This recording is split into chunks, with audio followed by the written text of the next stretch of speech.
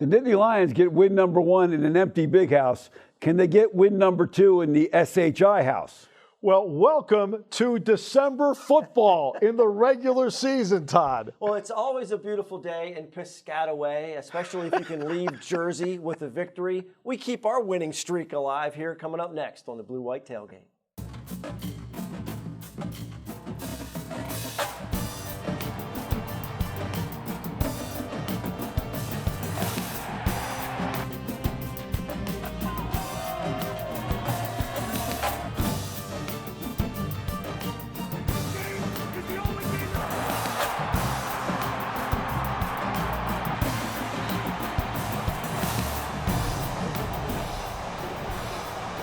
And we welcome everyone to Blue White Tailgate, presented by our good friends at Blaze Alexander Family Dealerships. Great to have you with us, Steve, Todd, and Jay. Once again, Jay in exile. We'll be checking in with Jay Where a little I bit. should be. Penn State, hey, look, they won the game, and you know what? Jay, I just want to talk game plan for a moment. How smart was that game plan based on how things have played out this season? Well, you know, the way Michigan was playing defense, I think it really played to Penn State's favor because Clifford got some big runs. They got him very confident with some slants early in the game, and I think it was a great game plan. You know, and Todd, they ran the ball. Kevon Lee, 134 yards. A lot of young guys stepped up, and you know, you combined that game plan with execution, which is what it's all about, right? And for us, how much more fun are we going to have on the show talking about a victory as opposed to what was happening early in the season, right? But look at Steve; he's so giddy, he can hardly contain himself. Absolutely. I'm going to lead into James Franklin. I'm going to do it with stats. Penn State was 5 of 7 on third down and less than 4 in the game. Michigan was 2 of 7 on third and less than 4. In other words, for James Franklin, his team made plays when they had to. We made a play when we needed to make a play. And then even the strange penalty where we stopped them and they said batting the ball. I mean, there have been things that would have put us in a rut. We would have had a hard time fighting back through that when it doesn't feel fair, you know.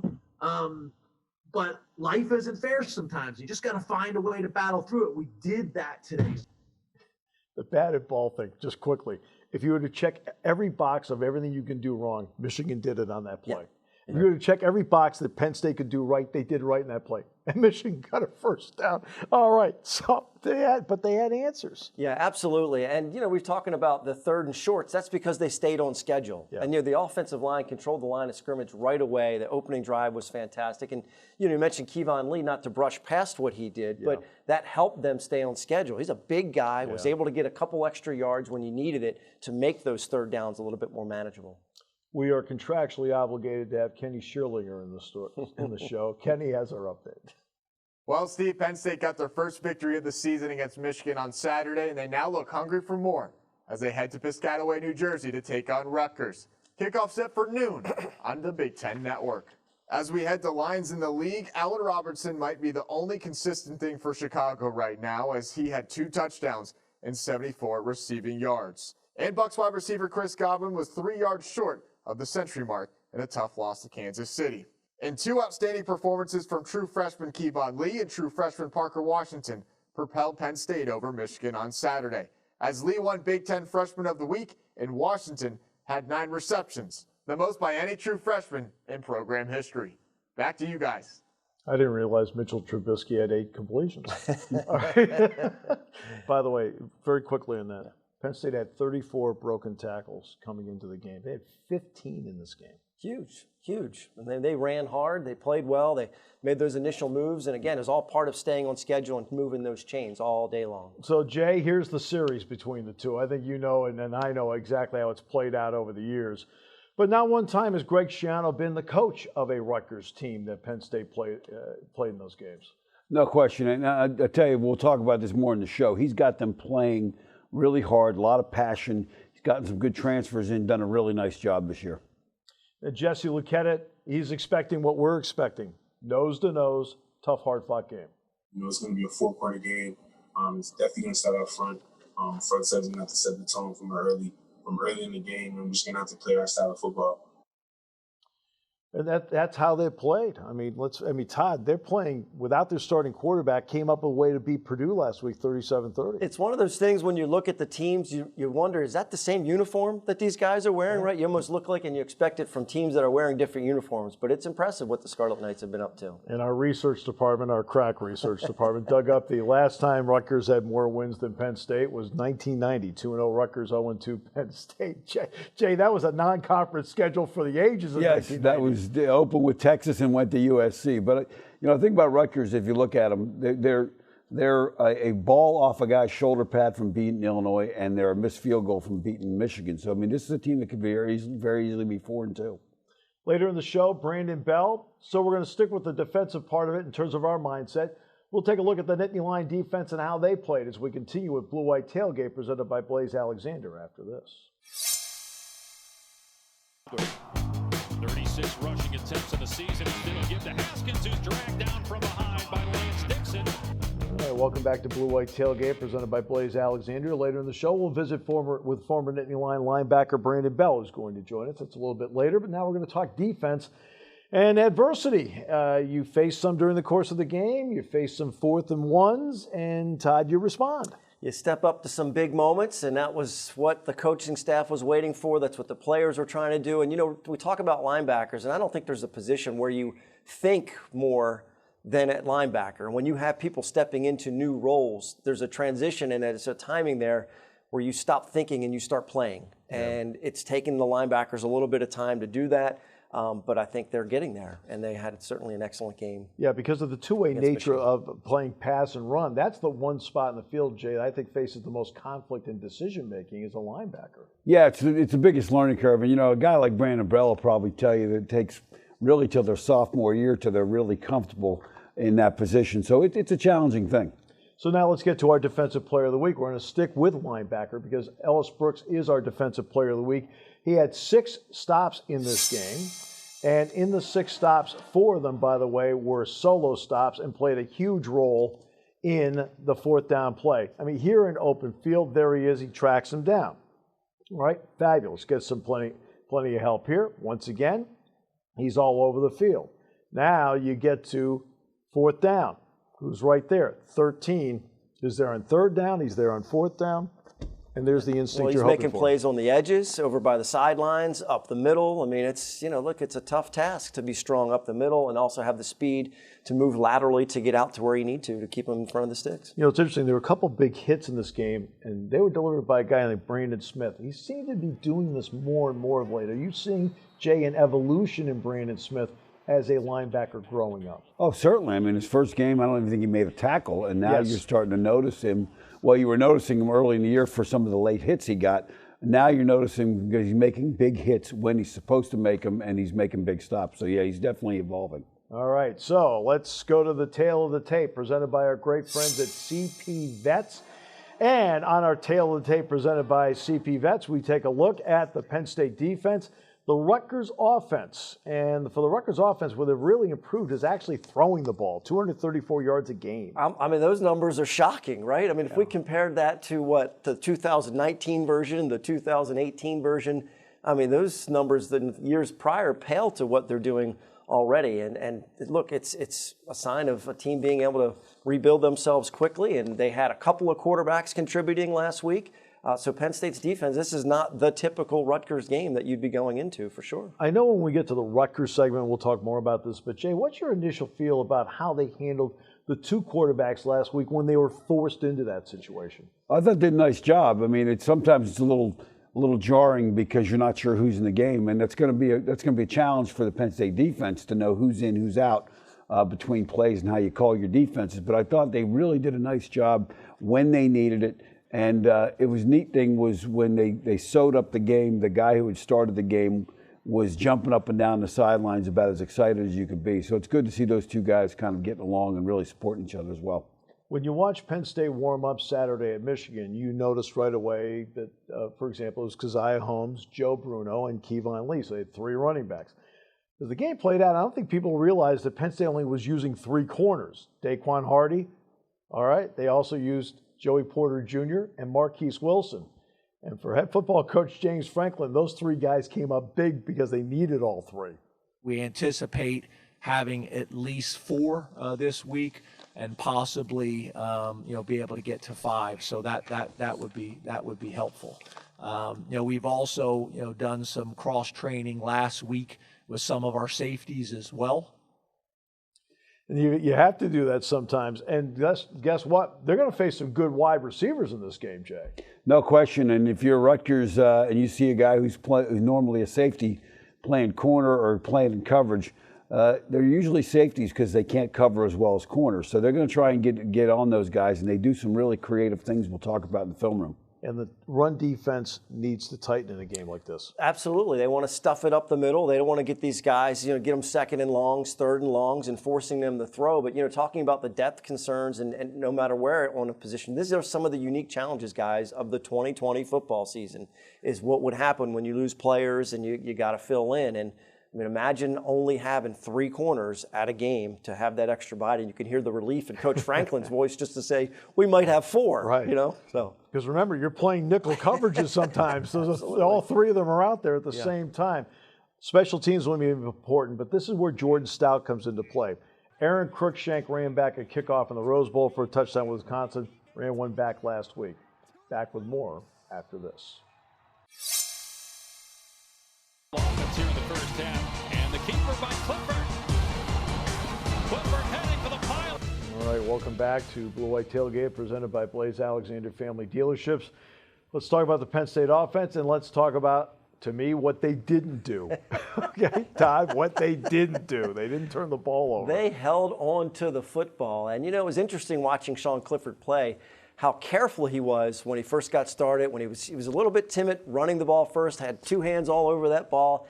And you could see the relief because, look, no one is more aware of the turnovers than the quarterbacks who have been turning it over. And you could see him just kind of loosen up a little bit and then started to take off on some of the runs. But they are very, very apparent of it. It's difficult to play when you play tight. You're trying to avoid turning the ball over. So it was great to see him loosen up a little bit as the game went on and play his usual game. It was interesting, Jay, because I was listening to Don Brown before the game. And Don Brown said, hey, look, they're going to run more quarterback stuff against us than anybody. And Penn State didn't run that thing until the middle of the second quarter. I think they held off, and then they sprung it at the right time. Yeah, and some of the quarterback runs were just, they got out of the pocket on passes, which is a problem for Michigan's defense as well. Yep. Thought they did a nice job. And I think the other thing that was good is you didn't have a lot of sacks. 1 sack is the lowest output of the year in terms of giving up only 1 sack. And I think that was really important for Clifford. All right, so now we get to our Offensive Player of the Week. Now, since the Big Ten picked Kevon Lee as the Freshman of the Week, we thought that made our decision a lot easier. He becomes the 96th different runner in the history of Penn State football to run for over 100 yards. He ran for 134. Now, it's been done like 380-something times and, multiple times, but this is his first, and he broke off some big plays.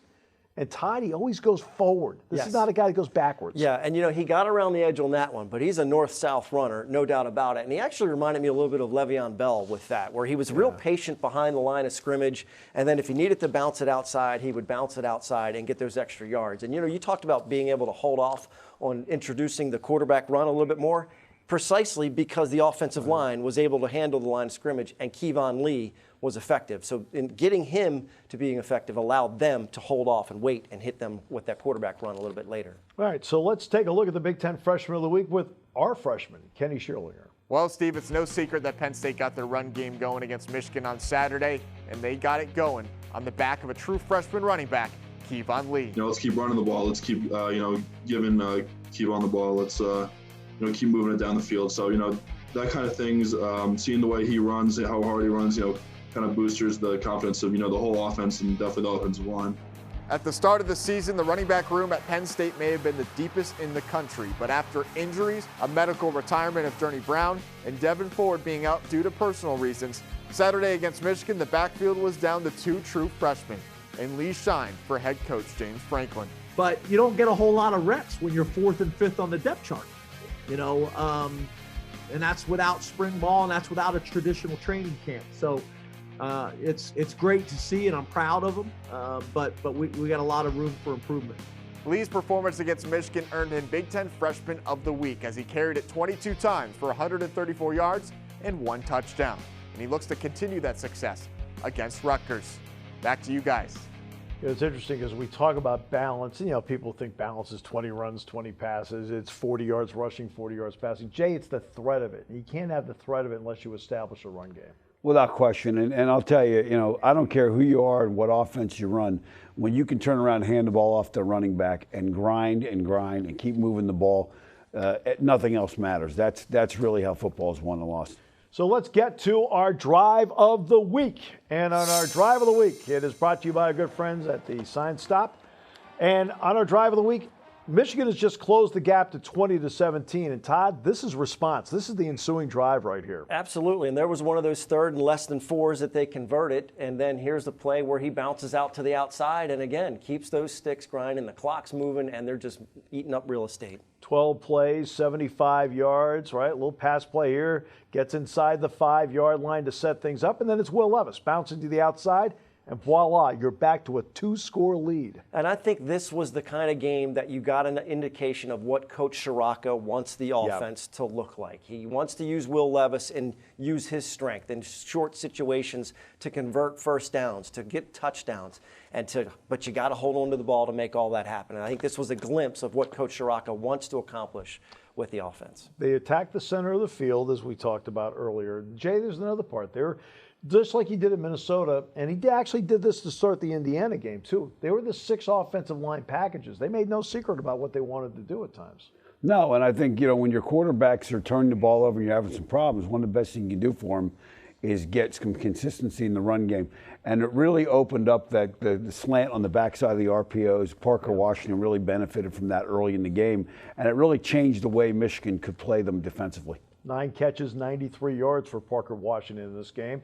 Now let's get to the tail of the tape, brought to you by our great friends at CP Vets. Here's the Penn State offense, and now it matches up with the Rutgers defense. And you can see the Rutgers defense, they give up a fair amount of yards. They give up points now, and that's last in the Big Ten. That includes, though, a triple overtime game where they gave up the 48 to Michigan. So in all fairness, you got to look at that. Offensive line, working, grinding. Will Fries is one of those workers and grinders. Everyone needs to, you know, have that extra kind of mental sharpness, you know, in film room, doing extra film, doing extra reps. You know, maybe we mess up a play in practice, you know, reloading it and doing it again until we get it right. Obviously, there's going to be ups and downs through that, but, you know, I think that we have a lot of momentum going forward with it. So you look at those numbers, Todd. What jumps out to you about those numbers? Well, 170 yards a game that Rutgers has given up on the ground. And the other part of it is, you know, offensive line is a unit that needs confidence just as much as anybody else. And I think when you can get them in quick bursts, you can get them in 4, 5, 6, they can feel that momentum. So if they can control the line of scrimmage early against Rutgers, which the numbers indicate and kind of that matchup shows that they should be able to. It could be a very similar situation to what we just saw against Michigan. And what is there for Sean Clifford to build off of, Jay, after last week? I think the confidence of a win, certainly, and no turnovers. I think that's the big thing. And he was consistent when he needed to be. And he was that, and there's no question about that. They were able to, you know, be consistent and played within themselves really well. Coming up a little bit later, we've got the film room and much more as we continue with more after this. 4-man rush. Rudock over the middle, and it's intercepted. Brandon Bell gets to the sideline with the stiff arm. Well, in the lineage of 11s, everyone talks about LeVar. They talk about Navarro Bowman and Micah Parsons. There's another 11. He may have come here as 26. But he transitioned to 11. He was the best defensive player in the field in the Rose Bowl. Brandon Bell, former Nittany Lion football captain. B. Bell, it is so good to see you. How are you? I'm good. Good to see you too, Steve. Well, let's start with this. Here's the ability to talk to another linebacker about how Penn State's playing linebacker right now. If you're in that room with them, what would you like to tell those young linebackers from your experience? I'd say from my experience is to just, you know, keep your head down, keep working, you know, starting to make more plays and just get more comfortable, getting more experience out there. You know, we've got, I think, 1 or 2 more experienced guys, but for the rest of them, it's kind of their first time really out there, and all the experience is very valuable and will definitely show off very soon. You know, Brandon, Steve made mention of the 11s. The 111, Micah, wasn't there this year. So the guys were kind of cast into that leadership role as well. When you made kind of that transition to be the leader on the defense and do those types of things, how long does that usually take? They didn't have spring practice. They weren't able to do a lot of tackling beginning of the season. It's been a really, really strange 2020 season. How much did you think that's played into it for the linebackers to make that transition to be leaders out there on the field as well? It's definitely tough. Like you hit the nail in the coffin. I mean, no spring practice, not just for linebackers, but whoever is going to be a leader, whether it's offense, defense, of the team, through those hard summers is where that kind of leadership is built. You know, you don't just walk up Saturday, September 1st and become a leader. It's kind of built through that. And so I think for a lot of teams, you know, Penn State for us, it's definitely hard to establish that leadership role if there's no practice, you know, so very difficult. You know, it's interesting. When you came here, Brandon, you had to play as a true freshman. So for you, as you transition through your career, when did the game start to slow down for you, where suddenly instead of going at 100 miles an hour, it felt like it was going 5 to 10? And what kind of difference does that make as to how you play? For me, I'd say it didn't start to slow down until probably the end of spring, maybe even the fall training camp of my sophomore year. Even getting a lot of experience my freshman year and playing defense, actually, it was still like, yeah, it was moving very fast. And once again, those spring practices, you know, those scrimmages, those team scrimmages helps a lot in that facet. So until probably my sophomore year of being out there in practice against the ones and going through those different situations, I probably didn't get that. It didn't slow down for me till then. And then obviously with the season going, I think the first game was in Ireland. Yep. After that game, it started to click, and I was ready to go. Now, we know you're keeping tabs on what's happening in Happy Valley, but what about in your home state of Jersey? What's going on with the Scarlet Knights and Coach SCHIANO? Because they look awfully different this year. How much have you been paying attention to what's going on there? And I would imagine people back in New Jersey are pretty excited about what he's doing there. They do. You hit it. SCHIANO's definitely got them reinvigorated. Definitely a different energy, you can tell. There's a few guys from my hometown area that I know, younger guys, that are playing well for them, the Meltons. So I've been paying a little bit more attention than usual. Yeah, Bo and Mike have both been playing really well. Bo's Yes, having sir. a great year, as a matter of fact, for Rutgers. You're from Mays Landing. Every game meant something to you, and you played in a lot of big games. What did the Rutgers game mean to you when you had a chance to play against them? Oh, no, I mean, if you remember, the first time we played them, you know, there was a lot of extra activity on outside the stadium and things of that nature. So, especially for us Jersey guys, they had a lot of animosity. So, it definitely was an added chip on the shoulder.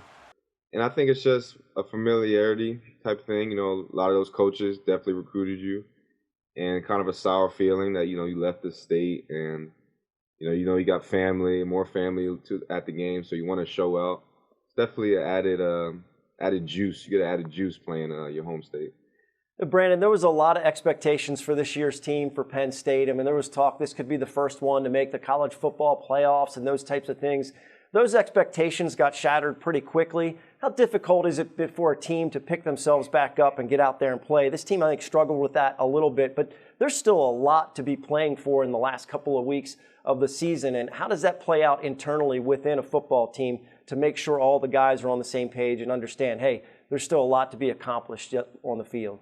I mean, it's definitely important. I think, obviously, those dreams might not be reachable right now, but at the end of the day, it's football, it's pride, and you're a Division I athlete, you know. So maybe the stakes aren't what they were supposed to be, but at the end of the day, you go through every week, you go through every practice with the idea to win, and that's all you can really worry about. So I think for those guys, like I said about the linebackers, keep your head down, keep working, and you'll see the fruits. You'll see the fruits. What does it mean to you that you were the captain of the team that jump-started this era of Penn State football? It's big. It's very big to me. You know, being a captain that Big Ten championship year, that was my first championship ever that I've ever won. Through Little League, through high school. I've been to a few, always came out with an L. So that was huge to me. And leading that team, or being a partner in leading that team, it was a group effort, whether it be the captains, the seniors, juniors, everyone. As you always hear, it takes the whole ship to move it along, and that's what we had that year. And definitely being a part of the helm of that ship definitely wasn't on me. Had a lot of great talent, you know that for sure. And just being able to help, guide the ship was very, very proud. I keep that with me. Very proud of that. You should be, because you were a huge reason why Penn State was able to do what they did in 16 and jumpstart this year. Brandon, it is always a pleasure. Great to talk with you. It's been far too long. Thanks so much for your time. Yes, sir. Yes, sir. You guys be safe. Thanks for having me. Pleasure to speak about Penn State, and wish those guys the best of luck. Keep fighting. Brandon Bell, a.k.a. we call him B-Bell. We'll come back with more in a moment as we continue with Blue White Tailgate after this. Adjust, throws deep, caught at the 5, spinning, dancing, touchdown, unbelievable! Well, the best era of Rutgers football, and it was when Greg Schierlinger was there. Big East, everything that they were going on at the time, that really got him a job at the Tampa Bay Buccaneers. And then, of course, we all know about the path back. And so now he's back in charge, Jay, and, I mean, somebody you know. Oh, absolutely. Greg is a great football coach, no question about it. And really, when you look at Rutgers in the Big Ten, people say, why was Rutgers in the Big Ten? It's because of the job that Greg did when he was there in the early 2000s that put them on the map and made them attractive to the Big Ten. I thought it was proximity to New York City. Nope. Was that a cynical statement? That was cynical, yeah. Okay. Let's take a look at the Greg Schierlinger file as he coaches the team near New York City. You can see what he's done. Look, what he made them relevant, Jay. I mean, that's what he did. No question. I mean, and that's the big thing. Remember that night with Louisville? They beat Louisville. I mean, it was exciting. Yeah, I mean, they did things with Coach Schierlinger that they had never done in the past, and that's why they tried so hard to get him back. I mean, it wasn't an easy get. I mean, he wanted to be there. They wanted him there. But there was still some negotiating that had to be done, because anytime you're going to take a job like that, he knows what he's going to do for them when he gets there. And here's the proof is already happening with the team in 1 year. And a big part of his life was coming here, because coming here set him up to go to the NFL, because he went to the Bears originally when he left here. He's always appreciated his experience here at Penn State. I have a lot of fond memories about Penn State. I learned, it's my first full-time job. Coach Paterno gave me a chance at 25 years old to be the secondary coach. That doesn't happen very often.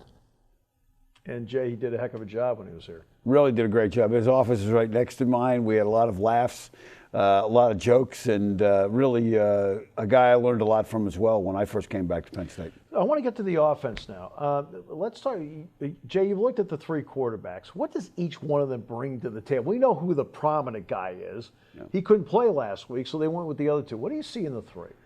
Well, certainly Lang is the guy that gives you that hard run guy that they're using, and it was very effective for him. The other two guys are better passers than that. But saying that, Langen is 9 for 9 throwing the football this year, and hasn't thrown an incompletion. Hopefully that changes Saturday if he's in the game.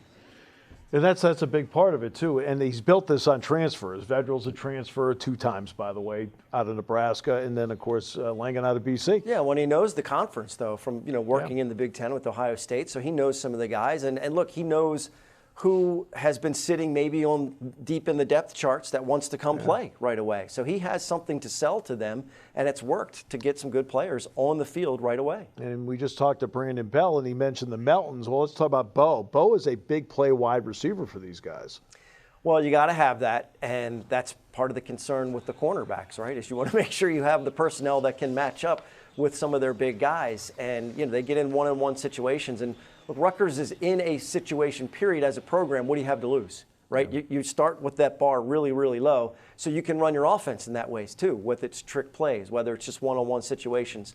You always are trying to improve on what you did in the past, and this is a guy that can get it done on his own and is a real big help to the quarterbacks, no matter which one's throwing it to him. So you talked about speed, you talked about trick plays, but they have a hammer.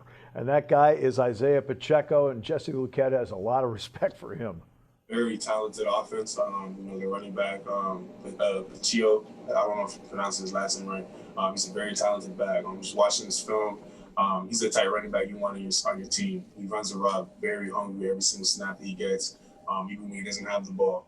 He's a high motor guy, so. He doesn't go backwards, Jay. No, and I think Penn State fans at home sitting there wondering about this game. You go back a year, and it was a 13-7 game in the fourth quarter. So this is a much better Rutgers team than they were last year, and they're going to come in this game with some confidence. And Pacheco is a guy that he puts his head down. You better bring it when you're going to tackle him. No question. Not only that, they've grown up a bit on defense. Those three linebackers started for them a couple of years ago as sophomores. They're now all seniors. It does make a difference. Well, you mentioned they grow up. I mean, that's that age group, right? You get from 18 to 22. You're growing physically, you're growing mentally, and your knowledge of the game. And you add Coach SCHIANO to the mix, a guy with that kind of defensive knowledge, and you're going to grow up even faster. And the little things you may have been uncertain about, he's going to tell you, do this, do that, and you just follow your assignments. And believe me, transfers have made a big difference with this team. Cruikshank transfers in from Wisconsin. That's big. The two quarterbacks I talked about, obviously Vedral and Langen transfers in. White and Singleton at line, another guy, transfer from Michigan. And Jay, then there's Brandon White at safety, the transfer from Ohio State. I mean, they've got some high-level guys. Well, there's no question about it. And, when we talk about the defense in the film room, you mentioned it, they do a lot of, because they're more experienced, they're going to give you a lot of different blitz looks. And those things have been problems for Penn State this year in terms of pass protection. So it's going to be a real challenge for Penn State's offense, despite what you might see in the numbers with Rutgers statistically. Jay mentioned the film room. That's coming up next. We're going to venture into the film room, take a good look at all this as Jay breaks down this game between Penn State and Rutgers. We'll come back with that in a moment on Blue White Tailgate after this.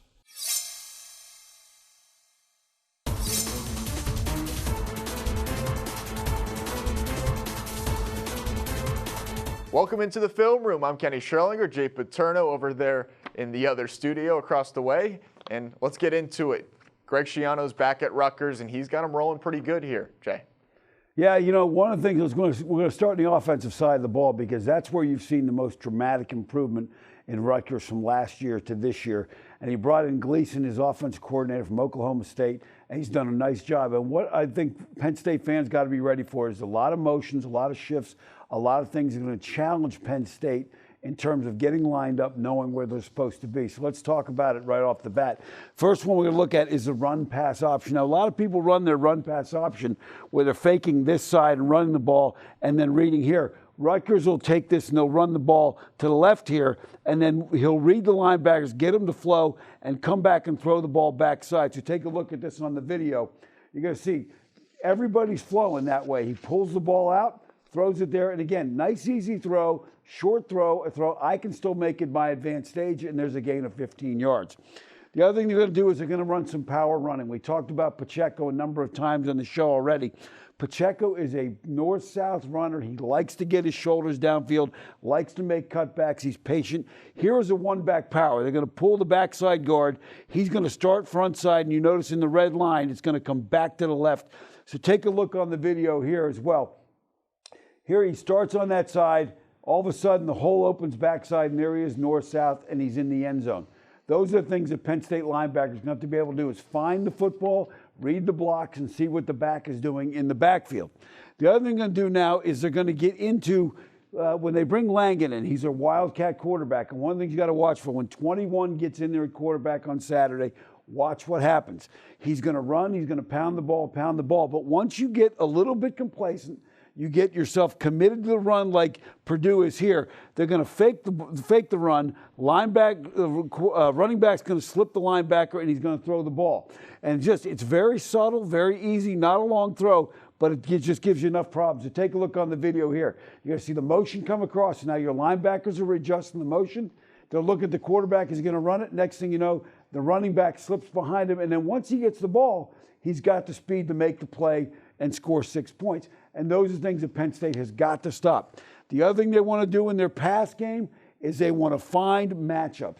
Greg Schiano over the years has been big on matchups. They're going to try and get their best wide receiver on your safeties, because if safeties could cover, they would be corners. That's what we always tell quarterbacks. So here they're going to get into a bunch. They're going to give you a bunch of different low-level routes, and they're going to take the outside receiver, get him on the safety, and get a high-low on this corner. Take a look how this works on the video now. With all those guys crossing in front, the corner's jumping the outside guy, linebackers are sitting, and now you get the corner route isolated on that guy. The other thing you're going to find with Rutgers is they like trick plays. They're going to be run reverses, run jet sweeps, all that kind of stuff. The other thing they like in the red zone is the throwback. They're going to come out here and they're going to sell the sprint out to the front side. So they're going to come out, the quarterback's going to run to his right.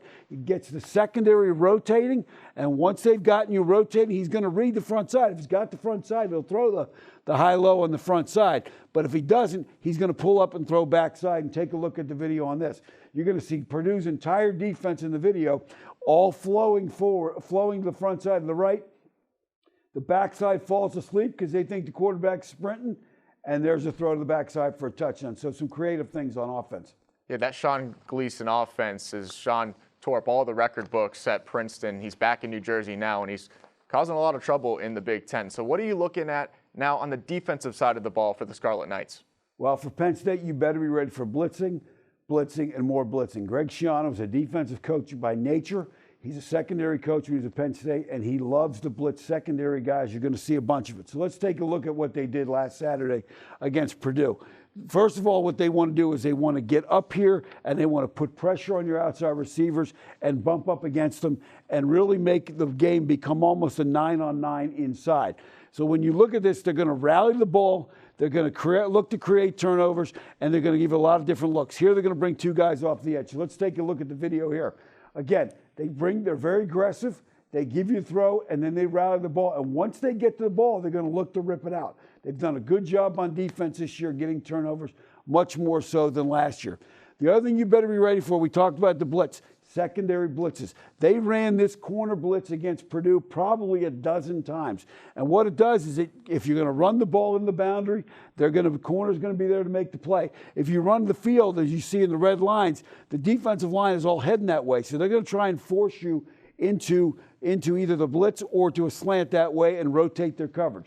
So take a look at how they do it against Purdue. Here comes the corner off the edge. Purdue's trying to run away from it, but because of the pursuit and the angles, it becomes very difficult. The other thing they'll do is they'll do a maximum blitz. And in their maximum blitz, you have 6 guys to block, they'll bring 7.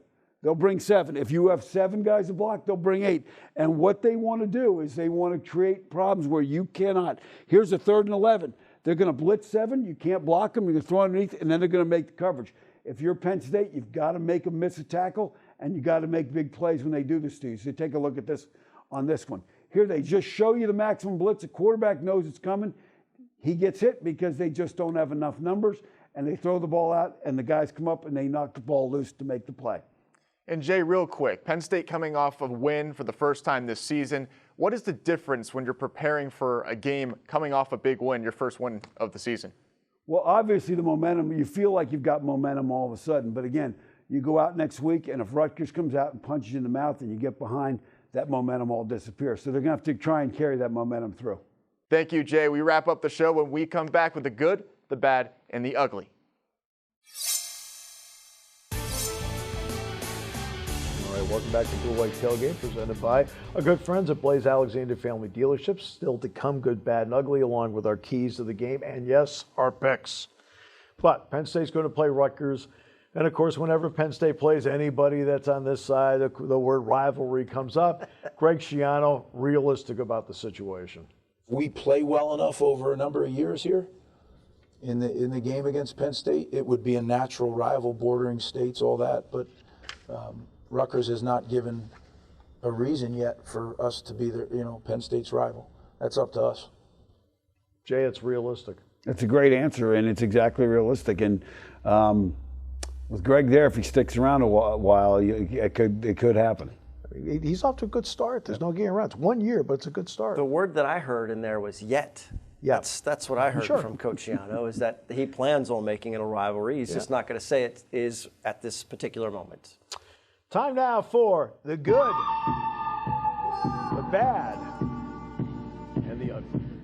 Well, Todd, you get the good. I get to start with the good, and what part of it is that we're talking about college football in December. That's good. But, Steve's going to make a pick later for a game between Liberty and Coastal Carolina. So my good is that there's some teams in 2020, as wacky of a year as it is, that have stepped up into the college football spotlight and, are going to be talked about a little bit. Look, Texas A&M is knocking on the door of the college football playoff. So you might have some different faces.